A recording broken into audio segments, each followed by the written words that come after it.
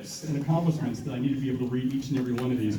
By the way, my name is William Keck. I'm an author and celebrity journalist, producer, but this is kind of the highlight of my life, right? I mean, seriously, this is an icon. The gentleman I'm about to introduce has sold more than 12 million albums. This is probably outdated, it's probably double this. Recorded more than 150 songs, earned 5 Grammy Awards. Back in 2014, he became the third musical artist after Michael Jackson and Madonna to have a song in the top 40 of the Billboard Hot 100 over each decade since the 80s. In 2020, Billboard named him number 15 of the top 100 music video artists of all time. He's written 2 children's books, and there's an action figure. Ladies and gentlemen, Weird Al Yankovic.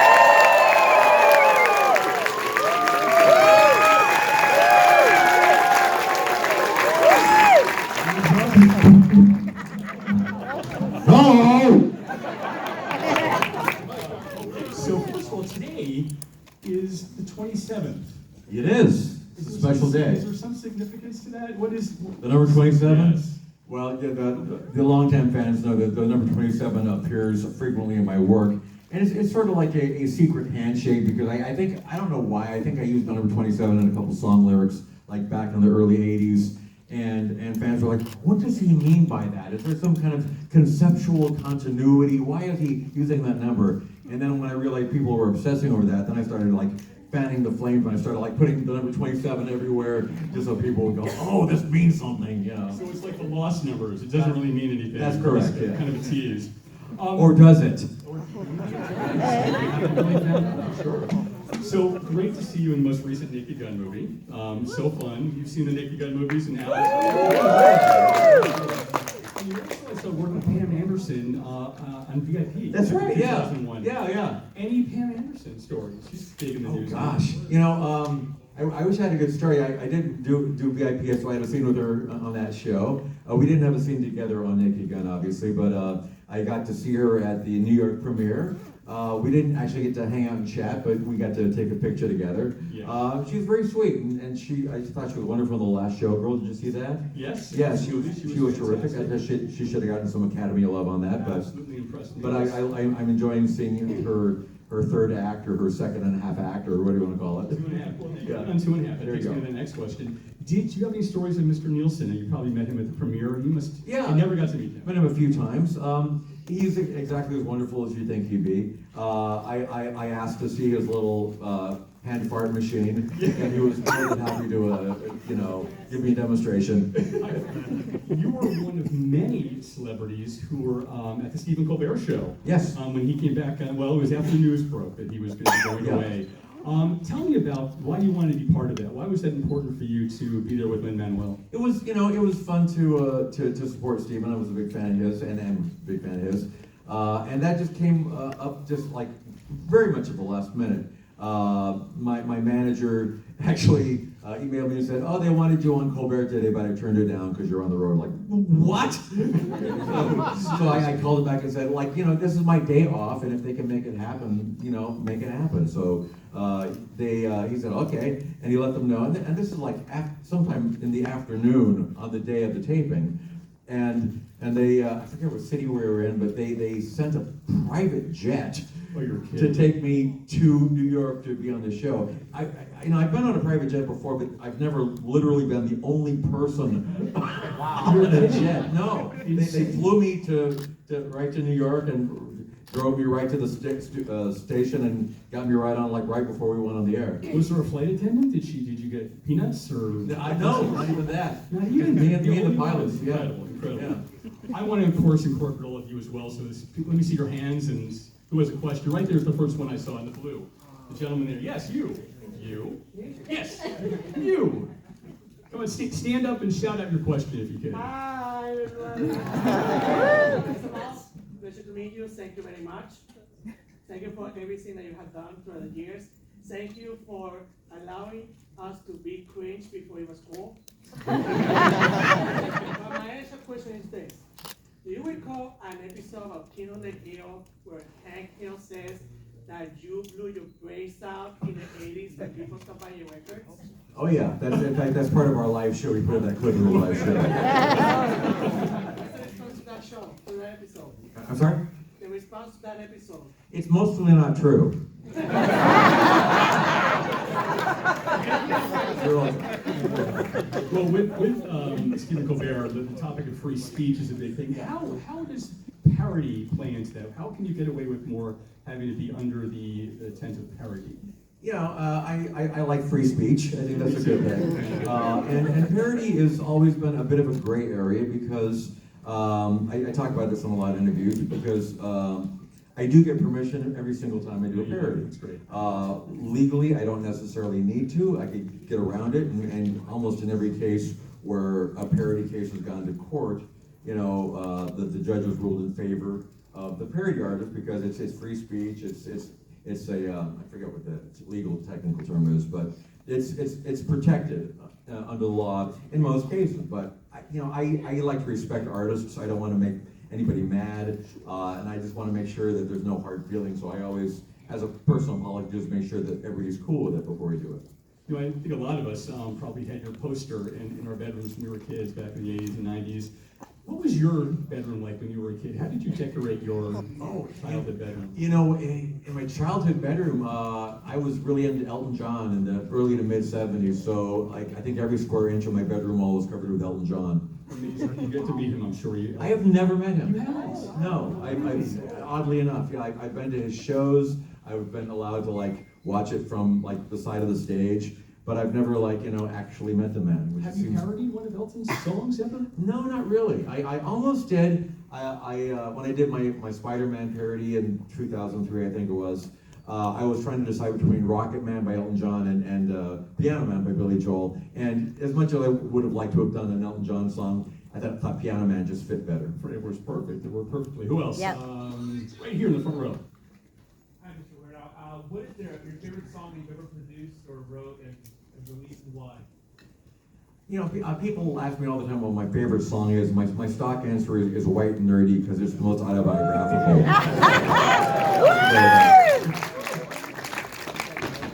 Who else? The woman right there with the multicolored shirt. Right behind you, we'll get to you next. Okay, no worries. You, with the glasses. Yes. Actually. Okay. Somebody. When did Yes. you start doing parodies and singing polka? How did I start? Start doing parodies and singing polka. Well, polka kind of came because my parents gave me accordion lessons when I was a kid. And when you take accordion lessons, they don't teach you a lot of psychedelic rock. It's mostly like polka and some classical pieces and things like that. So polka is sort of ingrained in your DNA if you take accordion lessons. So it was something that I was used to doing. And then when I started playing rock and roll on the accordion, all my fans said, "Oh, you're playing polka music." Like, no, it's just an accordion playing these songs. But if the accordion is so associated with polka, I thought I would lean into it and do those polka medleys. And I started, when I was, writing songs when I was maybe 8 years old, just making fun of the songs on the radio to amuse my friends. And those songs, parodies obviously, weren't that clever or funny, but I thought they were funny as an 8-year-old, and it's just one of those kind of habits I never grew out of. I want to run by some names here that you've worked with and ask for some memories.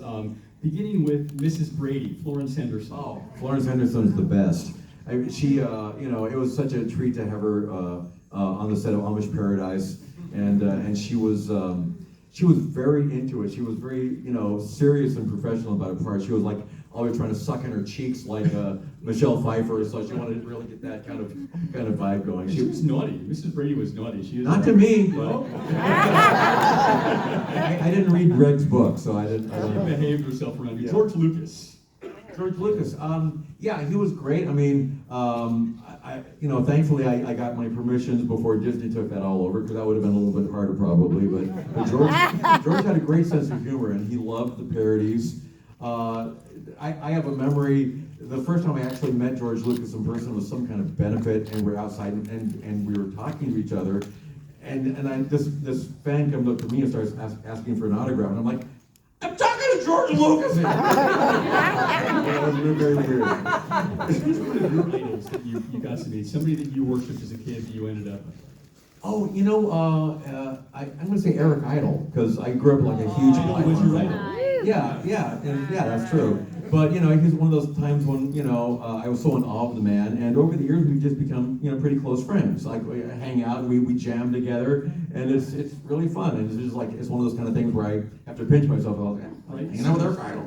Along those lines, can you remember a time when you were maybe at a party, a Hollywood party, and you're like, oh my gosh, how did I end up here? Or you're surrounded by all these famous people. Does that resonate with you at all? Yeah, I mean, you know, I've told this story many times, and a lot of you probably know it already, but I mean, one of the first big kind of Hollywood parties I went to was a premiere for Paul McCartney's, I think it was Give My Regards to Broad Street, which was the album, which was the movie he had out in 1984. And I don't know how I even got invited, but, and this is shortly after E Day had come out, so I hadn't been in the public eye very long at all. And I was kind of hanging out with Michael Keaton, who at the time had just done, I think, Mr. Mom or something. And we were like, we can't believe Paul McCartney's here. Oh, this is exciting. And I asked the publicist, I was like, is it possible, could I meet Paul? And she's like, no, he's very busy. He's talking to MTV, don't worry. But I thought, oh, this is my one chance to really meet a Beatle. So I kind of like, you know, weaseled my way through the crowd, and I got like 6 feet behind Paul. And if you see the MTV interview with Martha Quinn, she's talking to Paul McCartney, you see me in the background with my head. Yeah. And then I finally, after the crowd dispersed a bit, I walked up to Paul and said, oh, Mr. McCartney, hi, my name is Al. And he goes, oh, Weird Al. Honey, look, it's Weird Al. And then my mind went completely blank. He was talking to me for like a minute, and I have no idea what he said to me. And all these cameras were going off and flashing in our faces, and I thought, hello, I'm talking to Paul McCartney.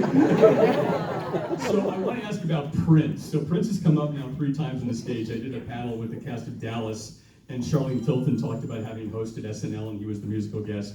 We just did a panel with the Goonies, and it was Martha Plimpton talked about how she got to meet Prince. Now Prince kind of gave you a hard time. His people maybe did. Tell us that story with what you'd like to tell. Well, I mean, there's so many examples. Prince is kind of the one that got away because I would have loved to have done the Prince parody. In fact, instead of Money for Nothing as the centerpiece of UHF, it was originally going to be a parody of Let's Go Crazy about the Beverly Hillbillies. And that was one of maybe a half a dozen songs that I had pitched Prince, not directly, of course, but we floated the idea of how about a parody of so-and-so called this? And the answer was always just no. Not just why or whatever. And it's not that he didn't have a good sense of humor. Apparently, I heard an audio recording of him talking about how much he loved the Fat video. Oh yeah. Yeah, but he was very kind of precious about his own music. He didn't like people messing with it. He was very protective of it. And he's just kind of a strange bird, you know? I mean, he's a genius, and I'm a big fan of his work, but he was an odd guy. Very, very strange. I was covering the gold. What was that? No? Oh, I thought I heard. I was covering the Golden Globes one year, and I got into the Vanity Fair party early, and there was a rumor that he was going to be performing. And he was the only one in the back of the room, and they were still setting up. And I walked up to him, and I said, oh, Prince, it's nice to meet you. I'm with USA Today. And he's sucking the lollipop. I said, so, did you get to see the show? What was your favorite part of the show? That was the entire interview, was him sucking that lollipop and licking it. He didn't actually answer? He did not answer. He was so What flavor was it? It was great. Wow. So strange. Yeah. But then there was something that I guess you were not supposed to look him in the eyes or something like that, which is so crazy. Yeah, that's true. And again, this has been bandied about a lot, but this was, I forget what year it was. It was in the 90s maybe? I don't remember exactly, 80s or 90s. And apparently we were going to be sitting in the same row at the American Music Awards. Yeah, that's what it was. And this sounds like it's the 1800s, but we got a telegram from Prince's office saying that I was not to establish eye contact with Prince during the show, which I thought was odd. And immediately we sent him a telegram saying, yeah, don't look at me either. Like this the entire night. Well, I thought I was being singled out, but then I was talking to some other people. I knew that the guy's a night ranger, and they said, "Did you get a telegram from Prince?" Like, yeah, we got that too. I'm very honored by that. The Muppets. You worked with the Muppets. Yeah, the Muppet Angels. How was it on Muppets? I was in Muppet Magazine with Fozzie like in 1984, I think it was, and I've always been a huge fan, and then Adam Goldberg, who did Goldberg's. He also is one of the producers on Muppet Mayhem. And he's a big fan of mine, and he's like, we got to get you on the Muppets. And yes, you do! Absolutely. So they wrote that part in for me, which I loved. And I wish that still was on the air. That lasted one season, which I thought was a crime, because I thought there was There's a new Muppet show coming out that they just announced, Yes, so yeah. you can play with the I hope so, I hope so. Let's hope. Who else has a question? White hat, there, yes. Yeah, you. Me right here? Yes. So you said Prince did not give you permission. Had you already wrote the song and then he told you? And how often do you write the song first, or do you wait to get permission? I generally, particularly because of my dealings with Prince, I've learned to not bother writing the entire song before asking for permission, because if it's no, that's a lot of wasted effort. So generally, the rule is I'll come up with an idea, and I'm pretty good knowing if an idea is going to translate to a full song, because some ideas are like funny. That's going to be funny for a verse and a chorus, but I don't think I can be funny for 3 minutes with that. So basically, if I really believe in an idea, we'll pitch that, and if the artist says yes, then I'll bother writing the song. I think I'd written an entire song for UHF for Let's Go Crazy. Maybe there might have been one or two other songs I'd written an entire song, and again, that was wasted effort because, again, he wasn't into it. Thank you. Well, someone who I would think was super protective would have been Michael Jackson. He loved you. You had a great relationship. Yeah, with he was great. Michael, I mean, and this was, but obviously before Eat It, and I wasn't really well known outside of the people that listened to the Dr. Demento show. My first album did okay, but I mean, I wasn't like, a household name or somebody you'd recognize on the street. So the fact that Michael Jackson gave me his blessing that early on was amazing. Yeah, absolutely. Huge. And I should also say Don McLean for American Pie, because I wanted to do that for The Saga Begins. And I was told, by a lot of people, like, oh no, he's never gonna let you do that. Like, he's so precious with that song. He never lets anybody do anything. Yes. But he liked me, so. Yeah, it was really nice. likable. Yeah. Very likable. Thank you. 3 rows back with the blue shirt. Yes, you. Yep. All right.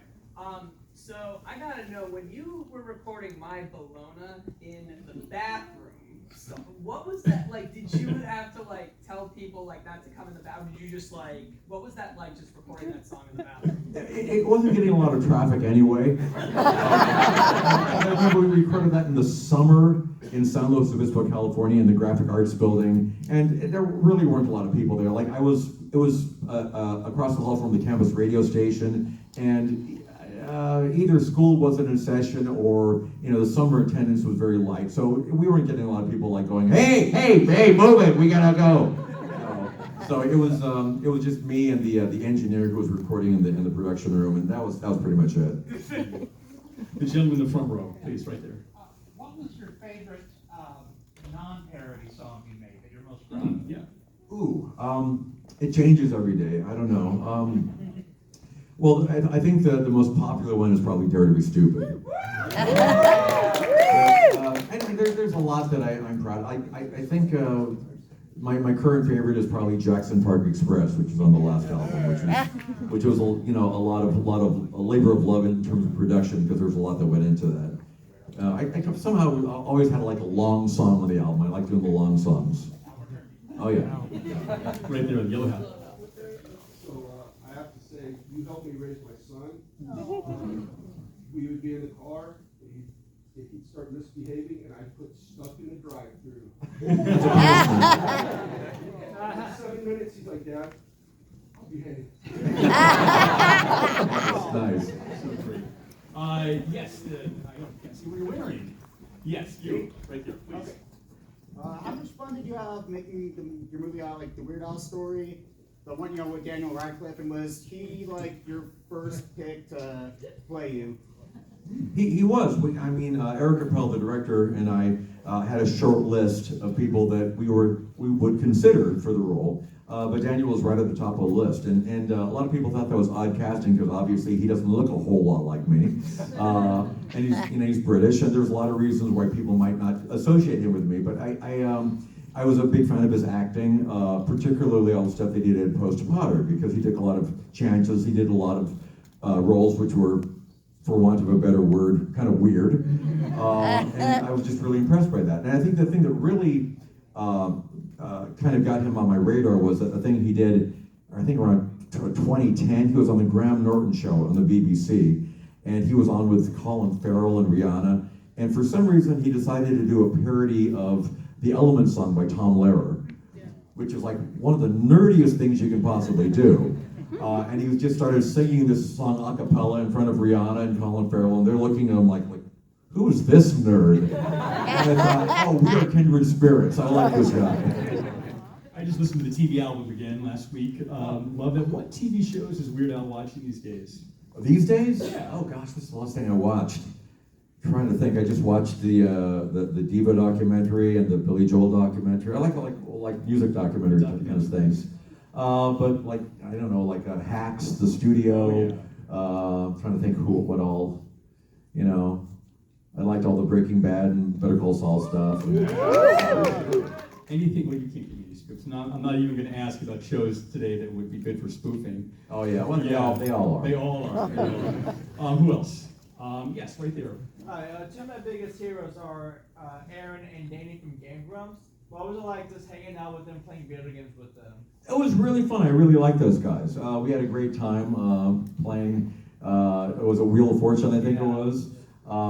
Yeah, they're just really cool and just fun to get along with, and I just like their whole vibe. Cool. Yes, another hat with, yes, please, go ahead. In all of your work in movies and music you produce, do you ever re-watch or re-listen to any of them as you look at how you've improved or critiquing them? Have you seen it yourself? I like to think that my last 7 albums in general are better than my first seven albums, just because I kind of get better at what I do, and my singing's better, and I think my songwriting's a little bit better. But you know, when I listen to my old material, I'll either hear something and go, "Ooh, I could have done that better," or I'll surprise myself and go, "Oh, that was pretty good. I was clever back in 1988 or whatever it was." So it's mixed feelings. It's kind of interesting to be able to listen to songs with a little bit of distance, because when I'm working on something actively, like, you know, finishing an album, I'll listen to the same songs over and over and over and only listen for what I could do better. So for the longest time when I hear like new material, all I can hear are the mistakes, you know. But when I hear songs that I did 20, 30 years ago, I can listen to it more objectively and go, oh, okay, well, that was all right. Thank you. Since this is a fan convention, probably a lot of sci-fi fans, Lost in Space fans. Bill Mooney is a very good friend of yours. So I want to ask how that started and what bonded you guys. Well, Bill Mooney was one half of Barnes and Barnes. He was Art Barnes, and his friend Robert Hamer was the other Barnes. And I was a big fan of Lost in Space when I was a kid. Bill and I are you know, contemporaries age-wise. But when I started going to the Dr. Mano show and just hanging out around the studio and answering phones, they would be there as well, and we got to be friends. And he never introduced himself as Bill Mooney, ever. It was just, he was Art Barnes, and I just knew him as Art Barnes. And for some reason I thought, that's your name, okay, you're Art Barnes. And he invited me to his house to record something, I think. And I went to his house, and I'm walking around, and there's all this Lost in Space art everywhere, and pictures of young Billy Mooney. And I'm like, what kind of a freak are you? Like, you're really into Lost in Space. Like, what's your deal? And then afterwards, I found out, oh no, that is Billy Mooney. I'm like, oh, okay. Sorry. Your wife, is that right? He knew Suzanne, the woman that I married, and he said, you guys should go out together. So he fixed us up. Excellent. Yeah. I love that. Yes, the woman with her scarf. Yes. Wanted to say thank you. You actually gave me this scarf by singing One More Minute during the Running with Scissors tour. I remember. Good to see you again. And I want to ask, how are you able to do the costume changes so fast during your concerts? Well, you know, we have the films very carefully selected so that we have just enough time to do the costume changes. So hopefully nothing goes wrong backstage. Everybody's got their clothes laid out on tables. I actually have somebody helping me get into my wardrobe backstage to help me out. In fact, when you do the fat costume, we have 2 people helping me out to get in and out of that. But we want to make it as quick as possible so it doesn't become just a film clip show. Can you tell us a story of when something went terribly wrong backstage during a concert? Oh, Yeah, and that doesn't happen that often, Nothing you know. falling or. I mean, things happen, but things will be like, I'll be halfway through a costume change and go like, no, it's the wrong costume. Like, I have to like start all over. So this, everyone's doing ChatGPT now, so I asked them to come up with a question for you, and I kind of like this one. If aliens abducted you and demanded a concert, which song would you play to prove Earth is worth sparing? I gotta go with Albuquerque, I guess. Perfect. Do you believe in aliens? Sure. Yes, the man with the beard who's really waving his hand. I'm an accordion player too, and I just wanted to know, I was listening to your albums, I learned how to play by listening to you and everything. But I've noticed that you mainly use dry-tuned accordions versus musette. Is there a reason for that? You just prefer dry tuning over musette? I would say I prefer dry-tuned accordion? Dry tuning? Like a dry-tuned accordion versus a musette accordion?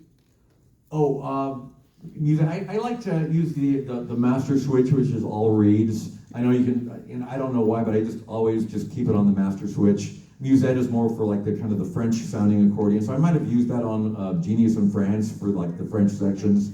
But mostly I just like the plain, generic accordion sound. Thank you. I'm guessing a lot of children probably have picked up the accordion because of you. You probably hear that. Yeah, I'm so sorry. Moving on the end of the row, right there. Hi. Do you have a favorite memory or moment working on Milo Murphy's Law? And with Phineas and Ferb coming back, is Milo coming back? I don't think I'm allowed to say anything that's happening in the future. But I will. It was a lot of fun doing Milo Murphy's Law. And in fact, when we're doing that, Dan Povenmire told me that they auditioned like 100 people, and nobody kind of had that weird positivity that Milo Murphy had. And then he said, "Oh, let's just hire Weird Al." So he did.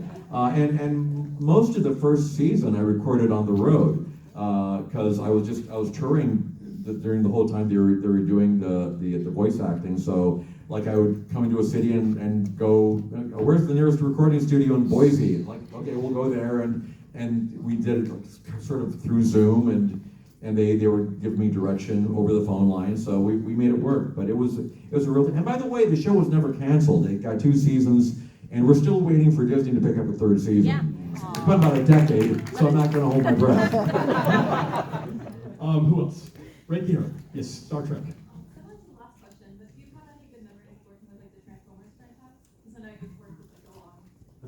The Transformers franchise. Yeah, it's an interesting story how I got involved with the Transformers franchise. My record label said, "We're going to put Dare to Be Stupid on the soundtrack," and I said, "Okay." That was pretty much it, and I'm glad to be part of the franchise, and I've signed a lot of Transformers memorabilia at conventions like this one, and it's great to be part of it. And I got to voice Wreck-Gar, one for Transformers Animated, which was a lot of fun. Oh, please sit down, sit down. So yeah, I'm very glad to be part of that. Can you remember any fan who brought up something for you to sign that surprised you or was odd? Yeah, I mean, there's some very rare memorabilia that comes, like on this con, somebody came up with my Placebo EP, which is something that I pressed 1,000 copies of, and did my own cover, and folded the cover, and put it in a little plastic sack, and took it around to record stores around LA, back in 1981, I think it was. Yeah, whoever was around. So that's very, rare and hard to come by. So every now and then I go like, ooh, nice. Who else? Yes, the gentleman there with the black hat. When you were making a hardware store, what was your inspiration for that? I liked songs that were just like impossibly fast. There's several songs that kind of inspired that. There was a song called Life is a Rock, The Radio Rolled It, something like that, by Replay. It was like a song in the 70s that was popular for like a week. Reunion. Yeah, very good. So stuff like that, and We Didn't Start the Fire, and It's the End of the World. It was, I just wanted a really fast Lisp song, and I thought it would be kind of fun to do a song about a guy that was just like obsessed with hardware stores. And a lot of my songs were about obsession, oddly enough, but that's one of them. Who are some of the younger artists now that you find interesting?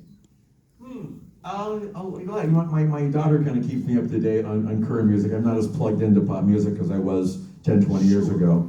But she got me kind of into Chapel Roan. That was kind of fun. Did a duet with Will Forte at the Thunder Gong benefit last year. We're going to be doing something again this year. I don't know exactly what we're going to do. Do you have any suggestions what we should duet on this year? I don't know. Any thoughts? Big Pony Club. Sabrina Carpenter, is she somebody? Sabrina Carpenter? Oh yeah, yeah. Well, she was my co-star on Mother Murphy's Law. We got to both be voice actors together on that show. Any stories about Sabrina, young Sabrina? I didn't really know her that well. I mean, when we recorded our stuff, we did it independently. We never saw each other in the studio, and the only time we actually met was sort of a behind-the-scenes video that Disney was putting together to say, we got a new show. Right. So that was it. So I don't like have any real. Love Chapel. That's Yeah. Sabrina. Who else? Yes, the one with the long black hair who's raising. Yes, you. What's your favorite Beatles song? I've done some Beatles songs. I did well, let's see, what did I do? Well, Hey Jude is one of my earliest polka medleys.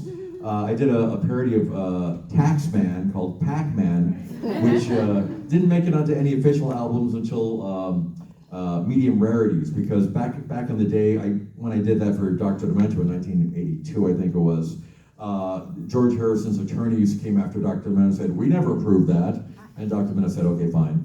But then I got to be friends with George Harrison's son, Danny, like decades later, and I said, hey, we're doing this Rarities album, and can we put this Beatles parody on it? And he's like, oh yeah, sure. So after like, I don't know how many years, that finally became a semi-official release. I love your stories. I mean, my gosh, I could go 2 hours with this, but I promise I won't. Who else? Yes, the gentleman there. You. So UHF is a cult classic for me and probably some other people.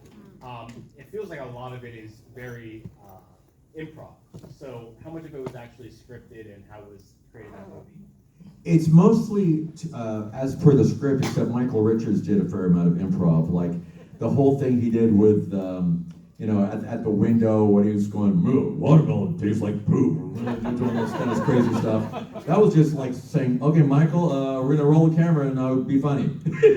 So a lot of his stuff was improv, but pretty much everybody else was to the script. And you had a question, right there?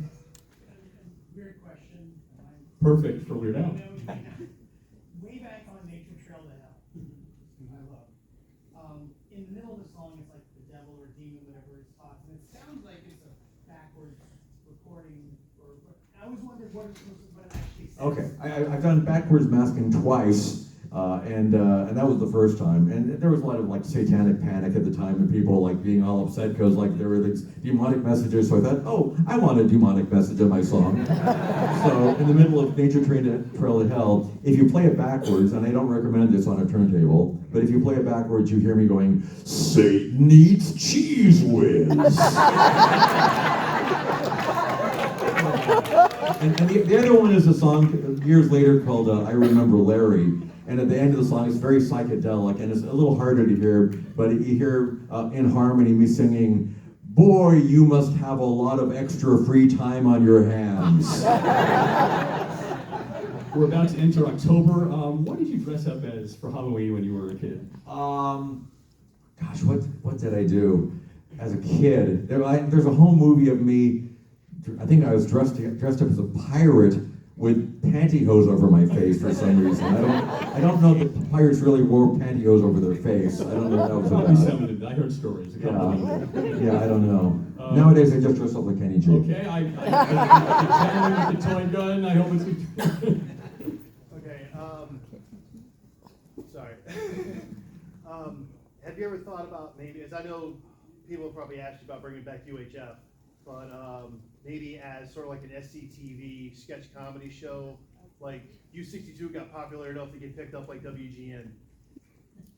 No, I wouldn't do a straight on UHF sequel. I think that UHF kind of is a product of its time, and any kind of sequel lends itself to people going like, oh, the first one was so much better. you know, which is an honest thing because there's a lot of nostalgia built into it. But the whole idea of me doing like little pop culture parodies and things like that, I mean, the idea of doing like a UHF inspired kind of sketch comedy show, I'm very much into that. In fact, that's something that I've pitched a few times over the years. And sketch comedy is just a really hard thing to sell to a network because historically it doesn't do great in ratings, it's hard for people to buy. I mean, there was at one point, I probably shouldn't be saying this, but at one point I was partnered with Lin-Manuel Miranda and Scott Aukerman, and the three of us were trying to sell a sketch comedy show, sort of like, you know, and nobody wanted it. Not a single person wanted it. Sorry.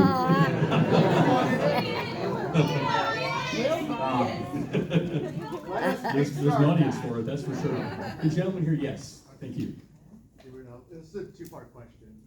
One, what would be like a big hit song, either from today or back then, that you would do a parody of?